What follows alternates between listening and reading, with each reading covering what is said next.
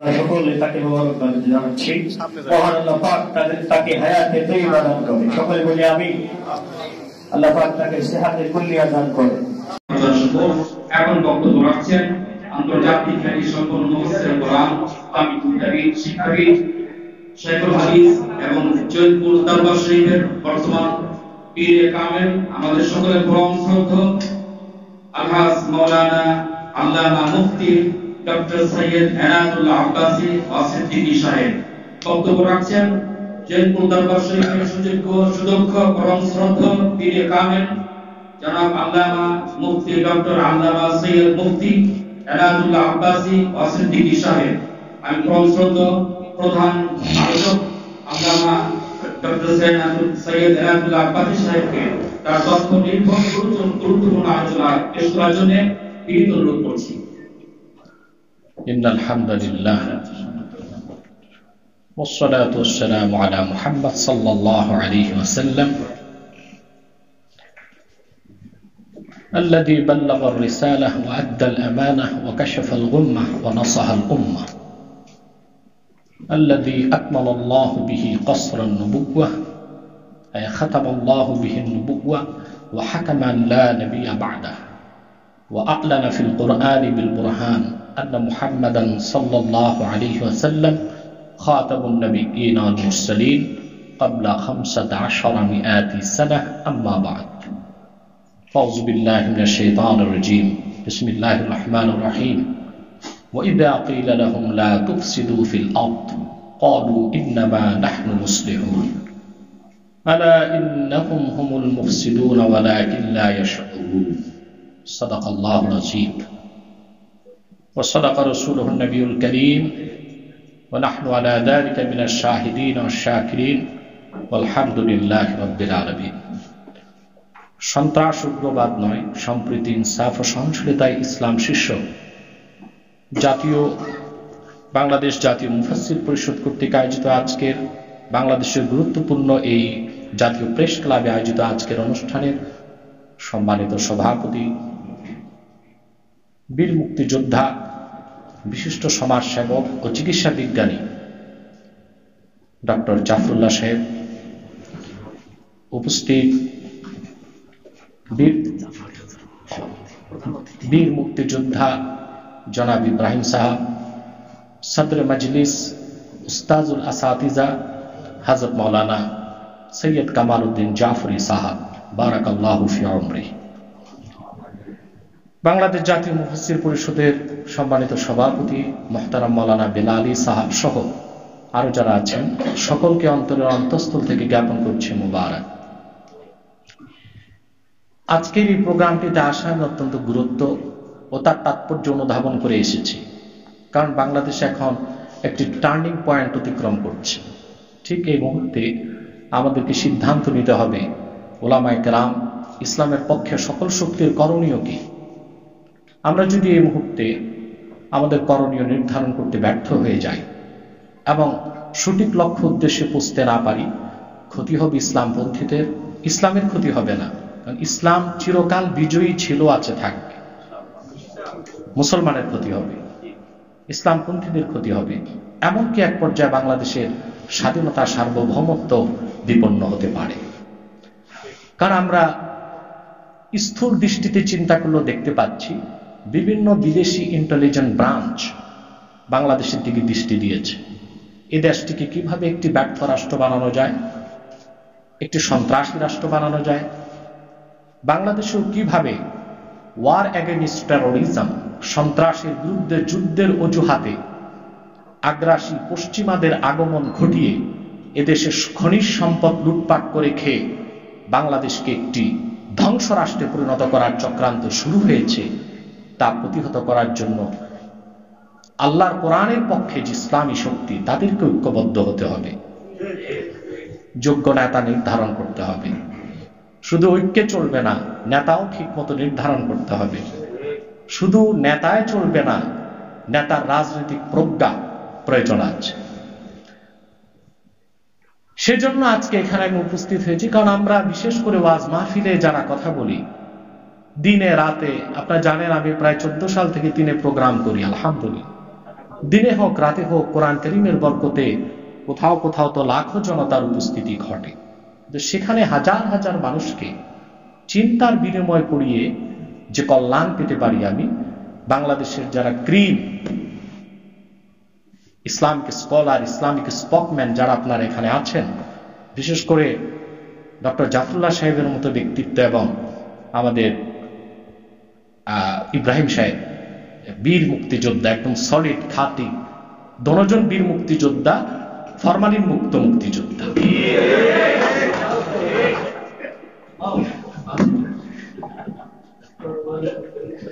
যদিও বা এখন মুক্তিযোদ্ধার সংজ্ঞা চেঞ্জ হয়ে যাচ্ছে, সেদিকে আমি যাচ্ছি না, কারণ আমি তো পলিটিক্যাল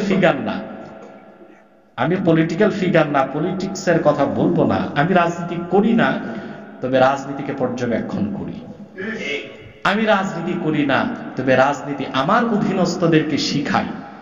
সবাইকে রাজনীতি করতে হবে এটা কোনো কাজের কথা নয়, তবে রাজনীতি আগে শিখাতে হবে। মুসলমানের রাজনীতি কি হবে তা তো শিখাতে হবে।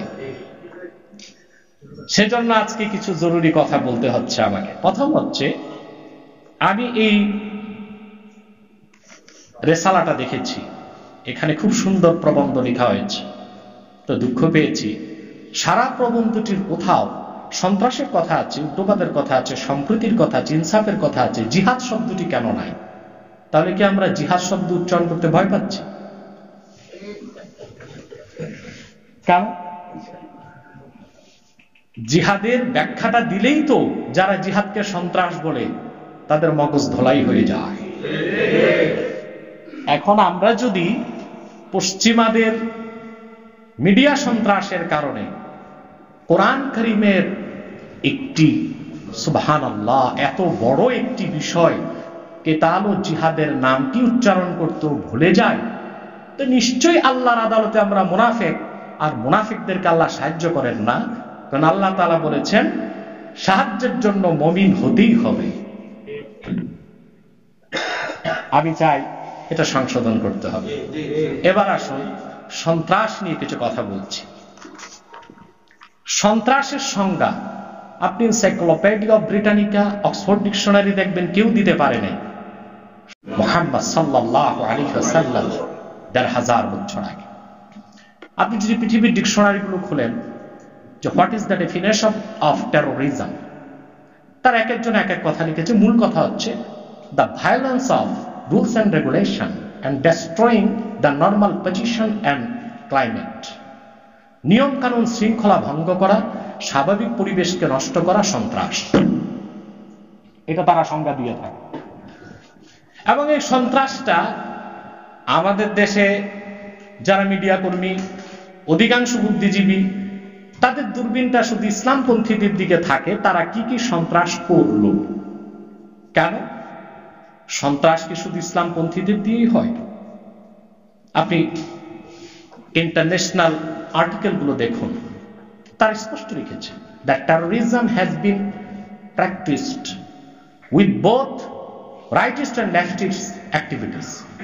ডানপন্থী বামপন্থী যে কোনো রাজনৈতিক দলের দ্বারা সন্ত্রাস হতে পারে, রেগুলেশন পার্টি দ্বারা সন্ত্রাস হতে পারে, এমনকি even it has been practised by the organizations of government such as armies and intelligence branches। সরকারের মাধ্যমে সন্ত্রাস হতে পারে, ইন্টেলিজেন্স ব্রাঞ্চের মাধ্যমে সন্ত্রাস হতে পারে। ডাক্তার জাফরুল্লাহ স্যার বলছেন তারাই বেশি করে, সেটা তাহলে সন্ত্রাসের সঙ্গে আসুন। এবার যারা গাছপালা কেটে পরিবেশ দূষণ করে সেটা পরিবেশ সন্ত্রাস। নদী দখল করে যারা বাড়িঘর নির্মাণ করে দখলদার, তারা নদী সন্ত্রাস করছে। ঠিক আছে? প্রচুর কার্বন মনোক্সাইড এবং তৈরি করে যারা এনভায়রনমেন্ট পলিউশন করছে তারা পরিবেশ সন্ত্রাস করছে। সচিবালয়ে, আদালতে, ডিপার্টমেন্টগুলোতে আরাম কেদারায় বসে নরম হাতে দামি কলমে যারা দুর্নীতি করছে তারা কলম সন্ত্রাস করছে। তারা কলম সন্ত্রাস। আমার দৃষ্টিতে অস্ত্র সন্ত্রাসী থেকে অনেক বড় অপরাধী কলম সন্ত্রাস। যারা পত্রিকায় কাজ করছেন, ঢালাও চোখ কান বন্ধ করে ইসলামের বিরোধিতা করছেন আর ইসলাম বিরোধী শক্তিকে প্রমোট করছেন, প্যাট্রোনাইজ করছেন, হলুদ সাংবাদিকতার মাধ্যমে, তারাও কলম সন্ত্রাসী, তথ্য সন্ত্রাস করছেন। ঠিক কিনা? আপনি সন্ত্রাসের সংজ্ঞা নির্ধারণ করেন আগে। সারা পৃথিবীতে সন্ত্রাসের বিরুদ্ধে ওয়ার এগেইনস্ট টেরোরিজমের নামে নেতৃত্ব দিচ্ছে আমেরিকা। তারপর কি হলো আমেরিকার নেতৃত্বে? 19টি বছরে আফগানিস্তানে $2.26 ট্রিলিয়ন তারা খরচ করেছে। আপনি জানেন এটা কত টাকা? 2 লক্ষ কোটি ডলারের চেয়ে বেশি। আমাদের বাংলাদেশের বাজেট হয়েছে এবার 6,32,000 কোটি টাকা প্রায়। আর শুধু আফগানিস্তানে আমেরিকা খরচ করেছে $2.26 ট্রিলিয়ন। বিশেষজ্ঞদের মতে এই টাকা গোটা আফ্রিকা এবং উপমহাদেশের দারিদ্রতা দূর করা সম্ভব হতো যদি এই টাকাটা দারিদ্রতা বিমোচনে খরচ করা হতো। সে কেন সেখানে যুদ্ধ করলো 19টি বছর? একজন ব্যক্তি উসামা বিন লাদেনকে উদ্ধার করার জন্য। ঠিক কিনা? তাহলে একজন ব্যক্তির জন্য সেখানে $2.26 ট্রিলিয়ন খরচ করেছে, তার 7,000 সৈন্য মরেছে, আর টুইন টাওয়ারে মরেছে 3,000, আর এখানে এসে তার সৈন্য মরে গেছে 7,000। 72,000 নিরীহ সৈন্য তালেবানকে হত্যা করেছে, প্রচুর বেসামরিক নাগরিককে হত্যা করেছে, 19 বছর যুদ্ধ করেছে তারা। তারপরে তালেবানের 9 দিনের প্রতিরোধ যুদ্ধে 19 বছরের যুদ্ধ শেষ, বাগরাম ঘাঁটি থেকে পালানোর মতো সুযোগ খুঁজে পায় না। কেন এটা? পৃথিবীতে পরাশক্তি কাকে বলা হয়? 4টা শক্তি যার কাছে আছে। আমি অনুরোধ করছি আপনার কথা বলবেন, সাইড টক করবেন না। বলা হয় 4টা জিনিস যার কাছে আছে সে সুপার পাওয়ার হবে। মানি, মাসাল, মিডিয়া, ম্যান্ডেট। টাকা আছে, পেশি শক্তি আছে, ম্যান্ডেট আছে, মিডিয়া আছে। এই 4টা শক্তি সবচেয়ে বেশি যে আমেরিকার, তার এই শোচনীয় পরাজয় ঘটল আফগানিস্তানে 19 বছরের যুদ্ধ শেষ 9 দিনের প্রতিরোধ যুদ্ধে। কেন? এটা রাজনৈতিক ব্যাখ্যা কোথাও কেউ দিতে পারবে না। ভিয়েতনামের সাথে এটা তুলনা হয় না। ভিয়েতনামকে পিছনে সহযোগিতা করেছে রাশিয়া এবং চায়না। বলবেন পাকিস্তান করেছে? পাকিস্তান নিজেই দুর্বল রাষ্ট্র। দুটো পরাশক্তিকে তারা পরাজিত করেছে। কেন? তার জবাব আপনাকে কোরআন কারীম থেকে নিতে হবে। ওয়ামান ইয়াতাওয়াল্লাল্লাহু ওয়া রাসূলাহু ওয়াল্লাযীনা আমানু ফাইন্না হিজবাল্লাহি হুমুল গালিবুন। যারা আল্লাহকে মালিক হিসেবে বিশ্বাস করে, মুহাম্মদ সাল্লাল্লাহু আলাইহি ওয়াসাল্লামের ঈমানদার উম্মত হবে আর মুমিনকে নেতা বানাবে, তারাই আল্লাহর দল, তারা বিজয়ী হবেই। পৃথিবীর কোন শক্তি তাদেরকে দমিয়ে রাখতে পারবে না। আসেন, সন্ত্রাস কাকে বলে? আমেরিকা বলা হয় মুসলমান সন্ত্রাস করে আর ইসলাম সন্ত্রাস শিখায়। এর চেয়ে মিথ্যা কথা পৃথিবীতে আর একটাও নাই। এটা কেন বলে তারা? আপনি যাই বলুন, আমাদের দেশে যত পত্রিকা আছে, স্যাটেলাইট চ্যানেল বলেন, সোশ্যাল মিডিয়াটা আমাদের হাতে আছে। Satellite channel, print media, news media, সবগুলোর পিছনে খুঁজে পাবেন হয় মোসাদ, নয় র, নয় সিআইএ। তাদের প্রেসক্রিপশনের বাইরে এখানে তেমন একটা নিউজ হতে পারে না। যদি হয়, ওই পত্রিকা ভাতে মরবে। কারণ তার ভর্তুকি আসবে না। কি আসবে না? ভর্তুকি আসবে না। এখন মিস্টার গোয়েবলস, হিটলারের তথ্যমন্ত্রীর সূত্র ছিল, একটি কথা মিথ্যা 70 বার বললে সত্য হয়। আমি বলি না, মিথ্যা 70,000 বার বললেও সত্য হয় না। গালিব বলেছেন, সাদাকত ছুপ नहीं सकती है, बनावट की उसूलों से कि खुशबू आ नहीं सकती है कागज की फूलों से। সত্যকে কখনো মিথ্যা দিয়ে ঢাকা যায় না, আর কাগজের ফুল থেকে গোলাপের খুশবু কখনো বের হয় না। যুক্তরাষ্ট্র, Britain, Israel, India billion billion dollar খরচ করেছে মুসলমানকে সন্ত্রাসের তকমা দিতে সারা দুনিয়ার বিবেকবান আজকে স্বীকৃতি দিচ্ছে ইসলাম ও মুসলমানের সাথে সন্ত্রাসের সম্পর্ক নেই। যদি সন্ত্রাসের সম্পর্ক করতে হয় কোনো ধর্মের সাথে, প্রথমে দায়ী হয় খ্রিস্টান ধর্ম। আসেন, ডেড লিস্ট এবং মাস ডিস্ট্রাকটিভ মারণাস্ত্র, চরম ধ্বংসাত্মক কোন অস্ত্র মুসলমান তৈরি করেছে একটি নাম বলতে পারবেন? পৃথিবীর সবচেয়ে ধ্বংসাত্মক বোমাটা ছিল ডিনামাইট, আলফ্রেড নোবেল তৈরি করেছে। লোকটি ছিল ইহুদি। এই বোমা বিস্ফোরণে মানুষের মৃত্যু দেখে সে যে টাকাটা পেয়েছিল সেটাকে নোবেল ট্রাস্ট করেছে। পরবর্তীতে অ্যাটম বোমা আবিষ্কার হলো, E=mc², আপেক্ষিক আণবিক ভর থেকে অ্যাটম বোমা আবিষ্কার হয়েছে। এই সূত্র আবিষ্কার করেছে আইনস্টাইন, সে ছিল ইহুদি। বোমা তৈরি করেছে আমেরিকাতে লিটল বয় আর ফ্যাটম্যান, দুইটা বোমা তৈরি করলো খ্রিস্টানরা।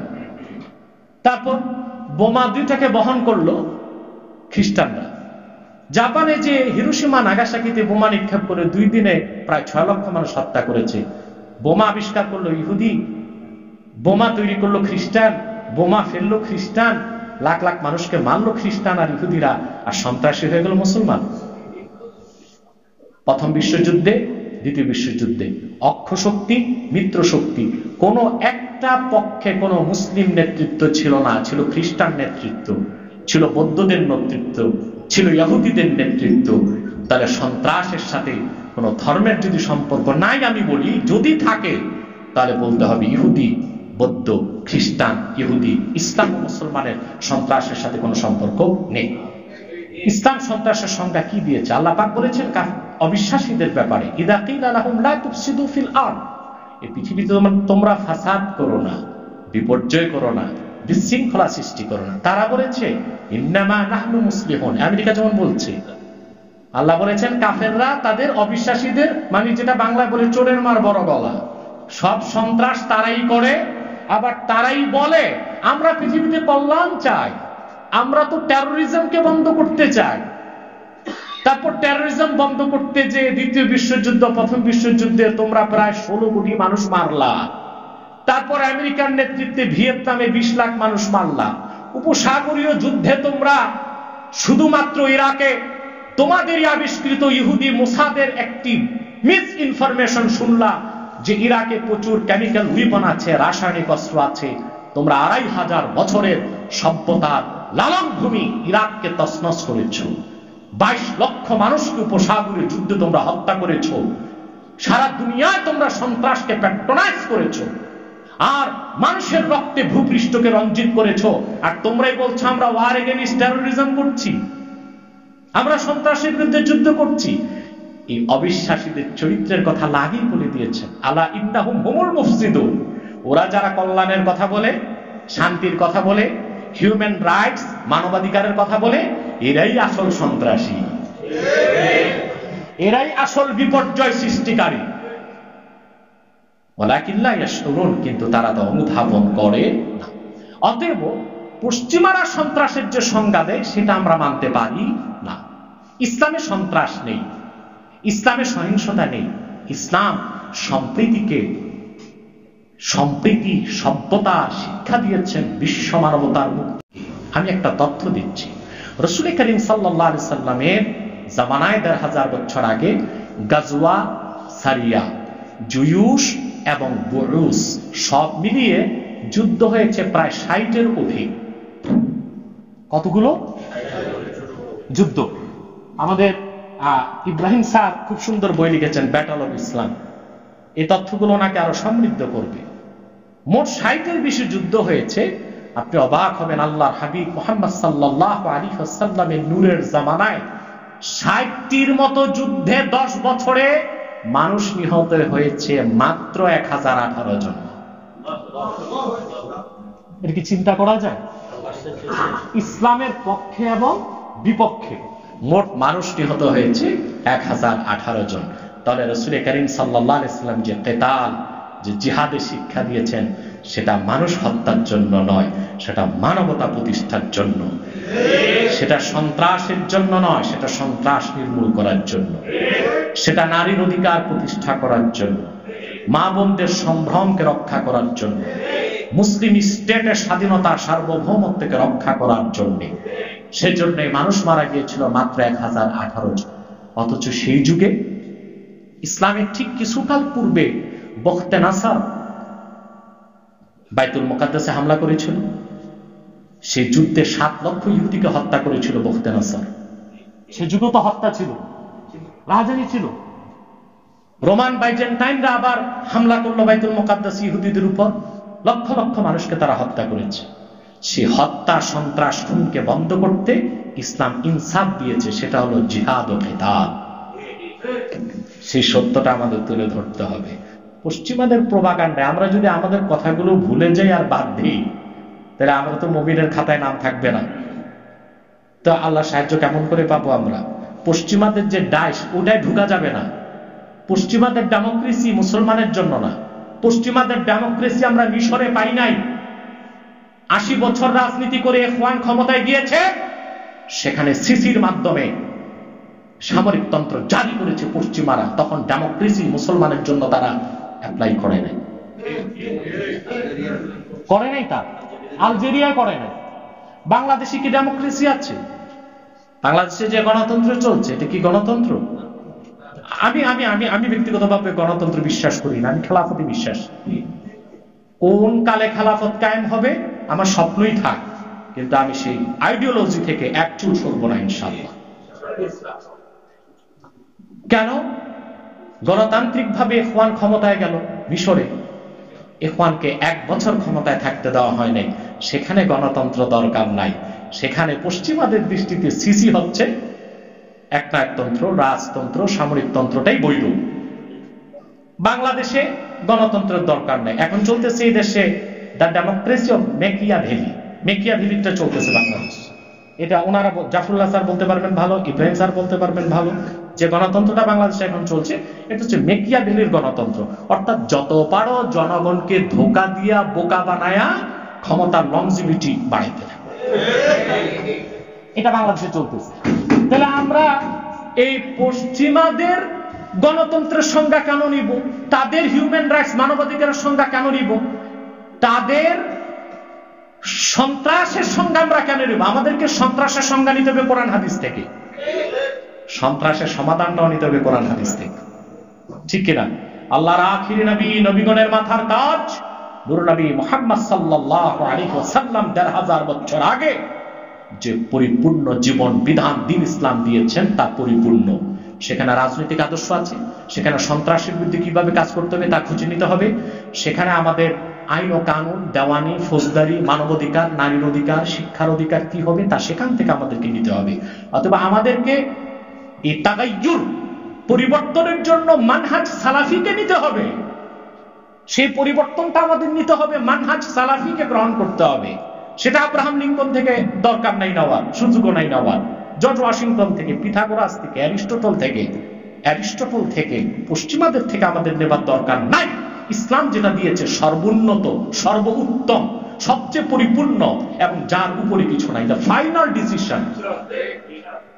অতএব তারা যেটাকে সন্ত্রাস বলে আমরা সেটাকে সন্ত্রাস বলবো। আমাদেরকে সন্ত্রাসের সংজ্ঞা নিতে হবে কোরআন কারীম থেকে।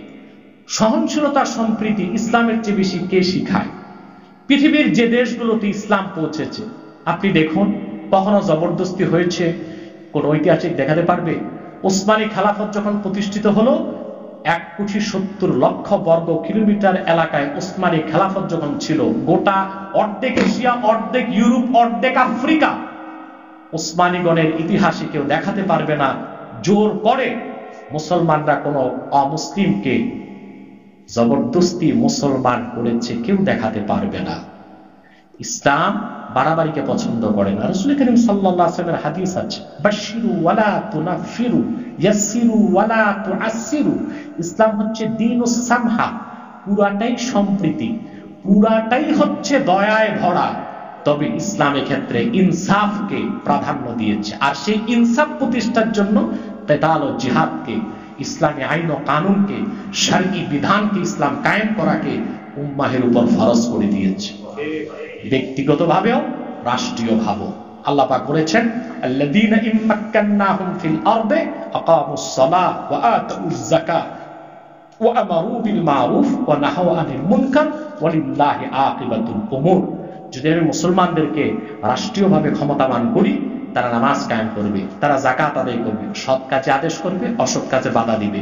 নামাজ, যাকাত এই ইবাদতের পরই আল্লাহ তাআলা চেক এন্ড ব্যালেন্স, ইনসাফপূর্ণ কল্যাণ রাষ্ট্র কায়েম মুখে বললে হবে না, সেজন্য সৎ কাজের আদেশ, অসৎ কাজের বাধাটা লাগবে, সেটাও মানবতার কল্যাণে। সেখানে সন্ত্রাস খুঁজার, মৌলবাদ খুঁজার কোনো সুযোগ নাই। যখন ইসলামী শরিয়ার মধ্যে এসেছে যে নামাজ পড়ে না তাকে শাসন করতে হবে। আহমদ বিন হাম্বল রাহমাতুল্লাহ বলেছেন, ইন্না তারিকাস সালাতি ইউকতাল ওয়া ইউকাফফার, নামাজ যে তরক করবে তাকে কাফির ফতোয়া দেওয়া হবে, কতল করা হবে। শাফি এবং মালিক বলেছেন, ইন্না তারিকাস সালাহ লা ইউকাফফার ওয়ালাকিন ইউকতাল হাদ্দা, নামাজ তরককারীকে কাফির বলা যাবে না, কিন্তু হদ হিসেবে হত্যা করতে হবে। ইমাম আযম বলেছেন সবচেয়ে সঠিক ফতোয়া, তিনি বলেছেন, ইন্না তারিকাস সালাহ লা ইউকাফফার ওয়ালা ইউকতাল ওয়ালাকিন ইউহবাস ওয়া ইউদ্রাব হাত্তা ইউসাল্লিয়া, বেনামাজিকে কাফিরও বলা যাবে না, হত্যাও করা যাবে না, তবে তাকে ধরা হবে, 5টা করে ব্যাট, 5 ওয়াক্ত তরকের জন্য 25টা ব্যাট লাগানো হবে। এখন আপনি এখানে সন্ত্রাস খুঁজবেন না, কোন অমুসলিম নামাজ না পড়লে আপনি কিছু বলতে পারবেন না। ইসলাম বলেছে তাকে তার অবস্থায় ছেড়ে দাও। অমুসলিম অবিশ্বাসীকে ইসলামের সৌন্দর্য তুলে ধরো, তার মন চাইলে সে ইসলামে আসুক। মুসলমান সে নামাজ পড়বে না, সেখানে ইসলামের হুকুম কায়েম করতে হবে। সেটা কেন? ইনসাফ। ইনসাফ কোনটা? আল্লাহর হককে প্রতিষ্ঠা করাও ইনসাফ, বান্দার হককে প্রতিষ্ঠা করাও। অতএব নামাজ প্রতিষ্ঠা করতে যে আপনি যে পানিশমেন্ট দিলেন, এটা সন্ত্রাস নয়, এটা ইনসাফ। যাকাত গরিবের হক, ইসলামের হুকুম যে যাকাত দিচ্ছে না, তুমি তার ব্যাংক অ্যাকাউন্ট থেকে মাপ মতো লাখে 2,500 টাকা ডিডাক্ট করে গরিবকে দিয়ে দাও। ইসলামী রাষ্ট্র ব্যবস্থাকে ইসলামে এই হুকুম দিয়েছে, এখানে আপনি চরমপন্থা খুঁজবেন না। কোন অমুসলিমের টাকা যদি 1 বিলিয়ন থাকে, ইসলাম বলে না ওইখান থেকে কেটে যাকাত নাও, এটা ইসলাম বলে না। কিন্তু মুসলমানের টাকা ব্যাংকে অ্যাকাউন্টে আছে, তার কাছে দয়া ভিক্ষা করার কোনো দরকার নাই, লাখে যা আসে, কুঠিতে যা আসে, হিসাব করে গরিবকে দিয়ে দাও, এটা চরমপন্থা নয়, এটা ইনসাফ। অতএব আমাদেরকে ইসলাম সন্ত্রাসের বিপক্ষে, সহিংসতার বিপক্ষে, কিন্তু গোটা ভূপৃষ্ঠে ইসলাম ইনসাফ কায়েম করেছে। সেই ইনসাফ ভিত্তিক কল্যাণ রাষ্ট্রের জন্য সন্ত্রাস, সহিংসতার বিরোধিতার পাশাপাশি ইসলামী শরিয়া ব্যবস্থার কোনো বিকল্প না, সেদিকে আমাদের খেয়াল রাখতে হবে। আমরা যদি ইসলাম প্রতিষ্ঠা করতে যে, কল্যাণ রাষ্ট্র করতে যে পশ্চিমাদের শেখানো বুড়ি আউরাই, তাদের ডেমোক্রেসি, তাদের হিউম্যান রাইটস, তাদের সন্ত্রাস, তাহলে আমরা তালগোল পাকিয়ে ফেলবো, আমাদের সফলতায় পৌঁছা কোনোদিনও সম্ভব হবে না। এবার জিহাদের বাস্তবতার উপর, জিহাদ বা কেতাল কতটা বাস্তব তার একটা ছোট্ট প্রমাণ দিয়ে আমি শেষ করে দিচ্ছি। মনে করুন আমাদের স্বাধীন বাংলাদেশ, এ দেশটা স্বাধীনতা অক্ষুণ্ণ থাক, আমরা সবাই চাই, ঠিক না? যদিও বাংলাদেশের একদল আপনার প্রতিক্রিয়াশীল কিছু বুদ্ধিজীবী আছেন, সবাই না, কিছু, যারা মনে করে দাড়িওয়ালা টুপিওয়ালা মানেই রাজাকার, দাড়ি টুপি আলেম ওলামা মানি এরা কিছু বুঝে না। না, এরা কিছু বুঝে না, এরা প্রকাশক খারাপ। এরা যে কি বুঝে একবার তাদেরকে বসায় দেখো। তোমাদের এমন কোন ডিপার্টমেন্ট নাই যেখানে আমরা চালাতে পারবো না। স্বরাষ্ট্র মন্ত্রণালয়, রাষ্ট্র মন্ত্রণালয়, বাংলাদেশ ব্যাংক, আদালত, সব জায়গায় লোক বসানোর মতো যোগ্য লোক একটা সেট না, ABCD সব তৈরি আছে। যেতে তো দেও না, দিচ্ছ না তো যেতে, একবার সুযোগ দাও। বাংলাদেশ থেকে সব সন্ত্রাস বন্ধ হবে, পরিবেশ সন্ত্রাস বন্ধ হবে, নদী সন্ত্রাস বন্ধ হবে, কলম সন্ত্রাস বন্ধ হবে, ফাইল সন্ত্রাস বন্ধ হবে, রাজনৈতিক সন্ত্রাস বন্ধ হবে, অস্ত্র সন্ত্রাস বন্ধ হবে। সুযোগ দিয়ে দেখো। তারপর তারা মনে করে আমাদেরকে যে আমরা নেহায়েত বোকা আলেমরা, আর মনে করে আলেম ওলামা মানেই স্বাধীনতা বিরোধী।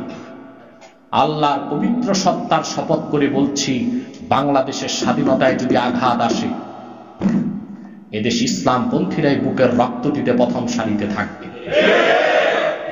কেন? প্রশ্ন আসে, কেন?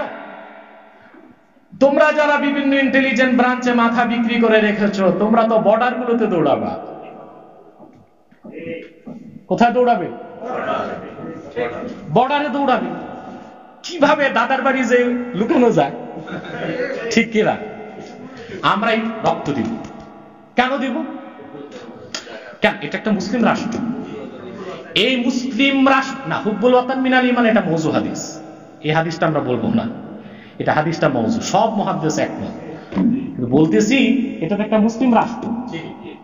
এই মুসলিম রাষ্ট্রে ইসলামের সুমহান স্বার্থ রক্ষায়, মুসলমানের মৌলিক দাবি আদায়ে, মানবতা সুসংহত রাখতে, স্বাধীনতা অক্ষুণ্ণ রাখতে আমরা যখন ন্যাক নিয়তে অস্ত্র হাতে দেশের স্বাধীনতার জন্য নামবো মাঠে, সেটাও জিহাদ হয়ে যাবে। আমরা জিহাদ ও কেতালটা কেন বুঝি না? কিতাবুস সিয়ারে এসেছে, ইমাম আজম আবু হানিফা রাহমাতুল্লাহর ফাতাওয়া, ওয়া ইন হাজামাল আদু আলা বালদাতিন তাখরুজুল মারআতু বিগাইরি ইযনি যাওজিহা ওয়াল আমাতু বিগাইরি ইযনি মাওলাহা।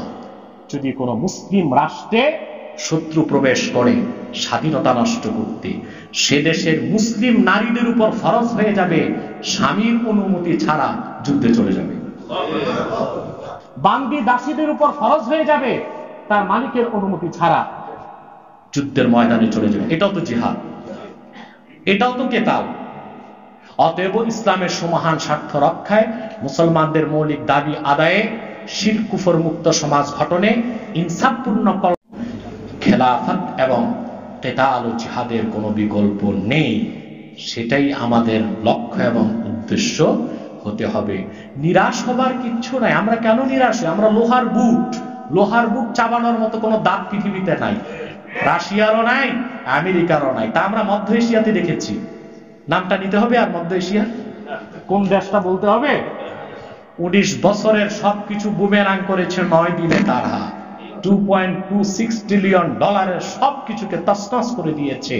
তাদের 4টা শক্তির একটাও ছিল না। পরাশক্তির যে 4টা আছে, মিডিয়া, মাসল, মানি, ম্যান্ডেট, এই 4টাকে পরাজিত করে দিনের ঝান্ডা উড়াতে পারে আরেকটা শক্তি, যার উপর কোনো শক্তি নাই, ইমানের শক্তি।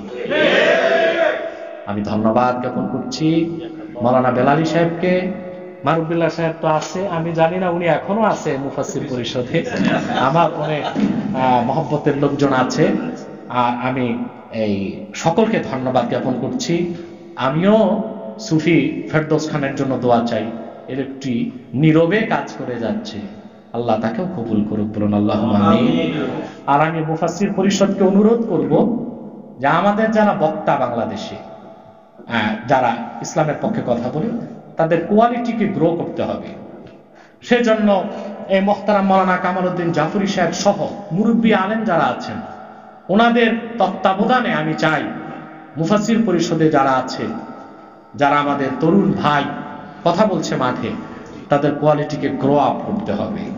আরো বেশি প্রশিক্ষণের মাধ্যমে যেন ইসলামের সুমহান দাওয়াতে আজিমাকে তারা দেশের সর্বস্তরে পৌঁছে দিতে পারে।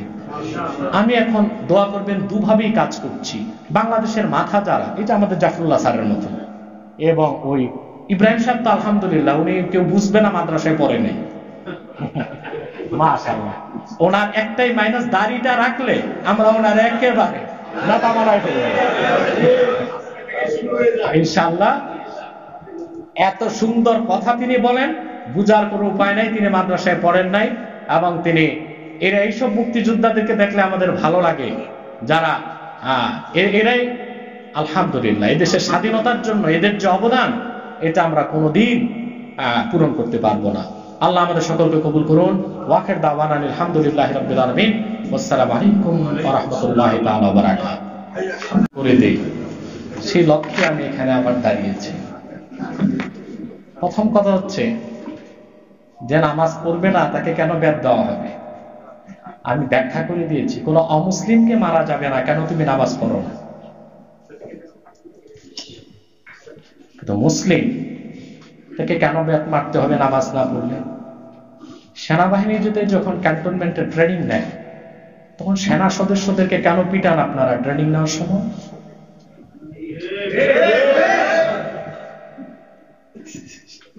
সেটা কি অমানবিকতা নয়? কেন? সে যেন ট্রেনিং পেয়ে যোগ্য সৈনিক হতে পারে।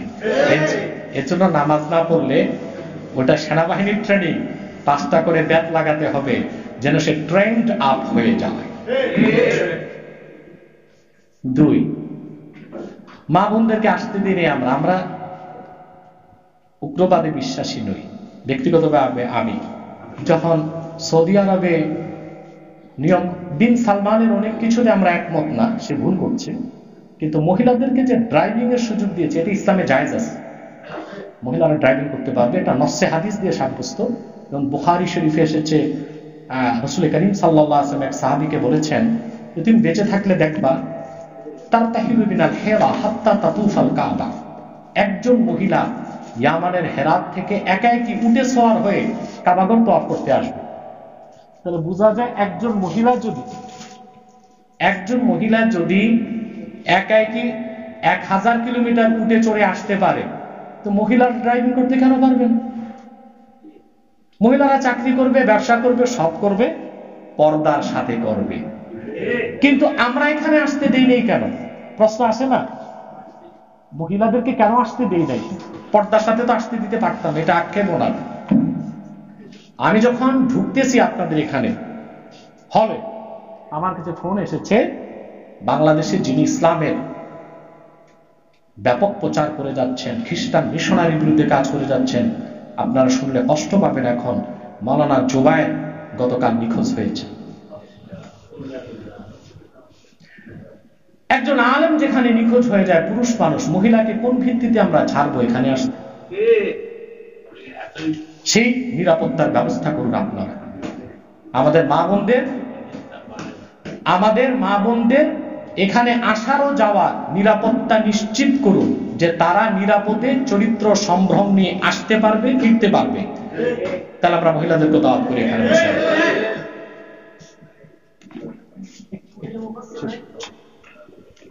3, আম্মা জান আয়েশা রাদিয়াল্লাহু তাআলা আনহার যে কথা বলেছেন, আমি ডিবেট অনুষ্ঠানে ওনাকে সে জবাবগুলো দিয়েছিলাম। হযরত আয়েশা রাদিয়াল্লাহু তাআলা আনহার ঘটনা যদি নাই ঘটতো, তো পৃথিবীতে নারীদের অধিকার প্রতিষ্ঠিত হতো না। ওনার হাতটা হারিয়েছিল বলে সূরা নূরে আল্লাহ তাআলা নারীদের অধিকার কতটা সমুন্নত করেছেন। কোন নারীকে যদি কেউ মিথ্যা অপবাদ দেয়, 80 দোররা দেবার হুকুম আল্লাহ করেছেন। নারীর ক্ষেত্রে আইনের শাসন আল্লাহ কায়েম করেছেন হযরত আয়েশা রাদিয়াল্লাহু তাআলা আনহার মাধ্যমে। পরবর্তীতে ওনার হার হারিয়ে গিয়েছিল, সেই কারণে তায়াম্মুমের আয়াত নাযিল হয়েছে। এই বিষয়গুলো সর্বোচ্চ আধ্যাত্মিকতার মানদণ্ড উত্তীর্ণ। চতুর্থ যে কথাটি বলেছেন তিনি আহমদিয়াদের বিষয়। আহমদিয়া বলতে কিছু নাই, তারা কাদিয়ানী, এবং নিঃসন্দেহে তারা অমুসলিম এবং কাফের। কেন? ইসলাম প্রথা সর্বস্ব ধর্ম নয়। কোন খ্রিস্টান সে যদি জেসাস বা যিশুকে বিশ্বাস নাও করে, কিন্তু গির্জায় যাতায়াতের মাধ্যমে সে খ্রিস্টান হতে পারে। ইহুদি সিনাগগে যদি যাতায়াত নাও করে, ডেভিড বা মসিকে বিশ্বাস নাও করে, সে ইহুদি হতে পারে। রামকৃষ্ণ গণেশকে বিশ্বাস না করে ও পূজা পার্বণ করে হিন্দু হওয়া যায়। প্যাগোডায় যাতায়াত না করে, গৌতম বুদ্ধকে বিশ্বাস না করে বৌদ্ধ হওয়া যায়। কিন্তু আল্লাহর কোরআনের শুরু থেকে শেষ পর্যন্ত কোন একটি বাক্যকে যদি কেউ অস্বীকার করে, সে কাফের। স্পষ্ট আল্লাহ কোরআনে বলেছেন, মা ইউজাদিলু ফি আয়াতিল্লাহি ইল্লাল্লাযীনা কাফারু। আল্লাহর কোরআনের কোন আয়াত অস্বীকার যদি কেউ সন্দেহ করে, আল্লাহ বলেছে সে কাফের ছাড়া কেউ নয়। কাদিয়ানী কারা? তারা গোটা কোরআনকে অস্বীকার করে। তারা বলে 1857 সালে কোরআন বাজেয়াপ্ত হয়ে গেছে। শুধু তাই না, ইসলামের মৌলিক আকীদাই তো তারা বিশ্বাস করে না। আপনি মুক্তিযুদ্ধকে অস্বীকার করে মুক্তিযোদ্ধা হতে পারেন না। এখন রাজাকার যদি বলে স্বীকৃত রাজাকার আমি মুক্তিযোদ্ধা, আপনি তো তা মেনে নিবেন না। আর এই অপেক্ষা করবেন না হাসরে তার বিচার হোক। অনেক যুদ্ধাপরাধীকে তো আপনারা শাস্তি দিয়েছেন, তো কিয়ামতের জন্য রেখে দেন নাই কেন? তাদের বিচার হাসরে হবে। আপনারা বিচার করেছেন। জিয়াউর রহমানকে স্বাধীনতার ঘোষক বিশ্বাস না করলে তাকে তো আপনি বিএনপি বলবেন না। শেখ মুজিব স্বাধীনতার স্থপতি, তাকে বিশ্বাস না করলে আপনি রাষ্ট্রদ্রোহী বলছেন। তো কোরআনকে অস্বীকার যারা মুহাম্মদ সাল্লাল্লাহু আলাইহি ওয়াসাল্লাম আল্লাহর শেষ নবী এই কথা বিশ্বাস করে না, তারা শুধু কাফের না, ইহুদির চেয়েও বড় কাফের। কারণ হচ্ছে মুসলিম দাবি করার বিষয়টা আপনাকে ডেফিনেশনে আসতে হবে। আল্লাহ কোরআন কারীমে 3টি নামে সূরা নাযিল করেছেন। মুমিনের নামে সূরা আল মুমিনুন, মুনাফিকের নামে সূরা আল মুনাফিকুন, কাফিরের নামে সূরা আল কাফিরুন। এখন বাংলাদেশে যারা আছে অবিশ্বাসী, আমি যদি কাফের বলি, কারণ আপনি বলবেন কোরআনে কি তার নাম আছে কিনা? না, নাম থাকার দরকার নেই, সংজ্ঞা আছে। এখন আল্লাহর কোরআনের একটি আয়াত অস্বীকারীকে আল্লাহ মুসলিম বলে স্বীকৃতি দেন না। আর ইসলামের মৌলিক আকীদায় আল্লাহ এক।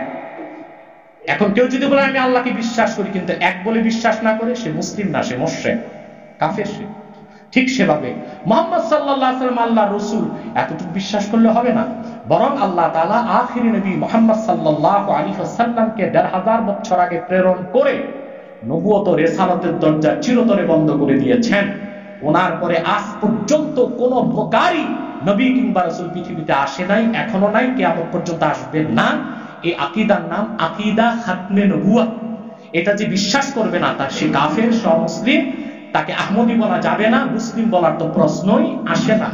বরং পূর্বের ১ লক্ষ নবী প্রচার করে গেছেন মুহাম্মদ সাল্লাল্লাহু আলাইহি ওয়াসাল্লাম আল্লাহর শেষ নবী। এর জন্য ইজমায়ে সাহাবা মান আনকারা আকীদাতা খাতমিন নবুওয়া ফাকান্নামা আনকারা জামি রিসালাতা জামিল আম্বিয়া। যে মুহাম্মদ সাল্লাল্লাহু আলাইহি ওয়াসাল্লামকে শেষ নবী মানলো না, সে লক্ষাধিক নবীকে মিথ্যা বলে সাব্যস্ত করল। অতএব মুসাইলামাতুল কাযযাব থেকে আজ পর্যন্ত যারাই মিথ্যা নবুয়ত দাবি করেছে, তারা কুখ্যাত কাযযাব হিসেবে জাহান্নামের কুকুরে পরিণত হয়ে জাহান্নামের শেষ সীমায় পৌঁছেছে। তাদের অনুসারী যারা, তাদেরকে আমরা আহমদী বলতে পারি না, তারা অমুসলিম। এবং সেই পরিচয়টা নিশ্চিত করতে হবে এই জন্য যেন অন্য মুসলমান ধোঁকায় পড়ে না যায়, সেজন্য পরিচয়টাকে নিশ্চিত করতে হবে। বাকি আমাদের ঐক্যের প্রয়োজন আছে, আমরা ঐক্য করব, কিন্তু সেই ঐক্য ইসলামকে বাদ দিয়ে নয়, ইসলামের মধ্যে থেকে আমাদেরকে ঐক্য করতে হবে। এবং এই ক্ষেত্রে ডক্টর জাফরুল্লাহ সাহেবের ইসলাম সম্পর্কে জ্ঞানের সমৃদ্ধির জন্য আরো যা প্রয়োজন আমি করব ইনশাআল্লাহ। সময় সব জায়গায় সময় মাপবেন না, এই কথাগুলো যদি আমি না বলে দিতাম তা আমরা ইমানদার হিসেবে ঢুকতাম, মুনাফিক হিসেবে বের হয়ে যেতাম। না, এরা না উজরত আল্লাহর কাছে না।